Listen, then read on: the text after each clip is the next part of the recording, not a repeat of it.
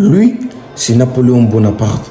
Pour certains, c'est un génie militaire, pour d'autres, un tyran, un conquérant, voire un méchant de l'histoire. Parfois accusé d'avoir rétabli l'esclavage en 1810 lorsqu'il a été aboli en 1795. Mais qui est vraiment Napoléon Bonaparte? Un héros, un dictateur ou simplement un homme de son temps? Avant de commencer la vidéo, je t'invite à t'abonner, à activer la cloche de notification pour ne rater aucune vidéo et à liker si tu aimes le contenu historique sans filtre. Installe-toi bien parce qu'aujourd'hui, on va plonger dans la vraie histoire de Napoléon Bonaparte. Napoléon Bonaparte est l'une des figures les plus marquantes de l'histoire mondiale. Génie militaire, chef d'État, stratège politique et personnage controversé. Il a profondément transformé la France et l'Europe au tournant du 19e siècle. De ses origines modestes en Corse à son couronnement comme empereur puis à sa chute spectaculaire, la vie de Napoléon ressemble à un roman épique fait de gloire, de pouvoir et de tragédie. Napoléon Bonaparte naît le 15 août 1769 à Ajaccio en Corse, puis après l'annexion de l'île par la France. Issu d'une famille de petite noblesse italienne, il grandit dans un environnement modeste mais ambitieux. Très jeune, il est envoyé sur le continent pour suivre une formation militaire. Solitaire, travailleur et déterminé, Napoléon se distingue rapidement par son intelligence et sa rigueur, notamment dans les mathématiques et l'art de la guerre. Mais la Révolution française, une opportunité historique, 1789-1799. La Révolution française bouleverse la France et ouvre la voie à de nouvelles carrières. Napoléon, alors officier d'artillerie, profite de ce contexte instable pour gravir les échelons.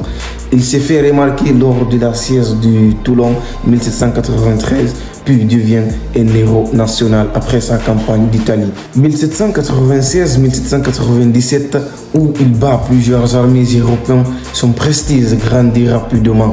En 1799, il profite de la faiblesse du directoire pour organiser le coup d'État du 18 Brumaire, mettant fin à la révolution, prenant le pouvoir. Une fois au pouvoir, Napoléon devient premier consul. Il rétablit l'ordre, stabilise l'économie et réforme en profondeur l'État français. Parmi ses grandes réalisations, la création du Code civil, encore utilisé aujourd'hui, la réorganisation de l'administration, la réconciliation avec l'Église, le renforcement de l'État central. Ces réformes posent les bases de la France moderne. Le 2 décembre 1804, Napoléon se couronne lui-même empereur des Français à Notre-Dame de Paris. Ce geste symbolique montre qu'il tire son pouvoir de lui-même et de la nation, non de l'Église à son apogée. Il domine une grande partie de l'Europe grâce à une série de victoires militaires et impressionnantes. Lors des grandes conquêtes et l'Empire 1804-1818, Napoléon mène de nombreuses guerres contre les grandes puissances européennes. Il remporte des batailles célèbres comme Austerlitz, Lena et Wagram. Son empire s'éteint sur une grande partie de l'Europe, mais cette expansion rapide fatigue les peuples et épuise les ressources françaises. La campagne de Russie en 1812 marque un tournant décisif. L'armée française, mal préparée à l'hiver et aux longues distances, subit une défaite catastrophique. Affaibli, Napoléon est contraint d'abdiquer en 1814 et est exilé sur l'île d'Elba. Il revient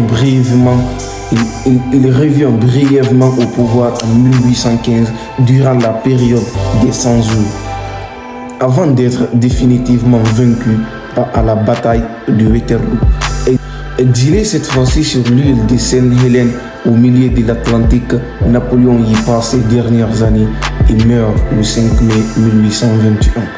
Napoléon laisse derrière lui un héritage immense, admiré par certains comme un génie et critiqué par d'autres comme un concurrent autoritaire. Il reste une figure incontournable de l'histoire. Ses réformes politiques, juridiques et administratives influencent encore de nombreux pays aujourd'hui.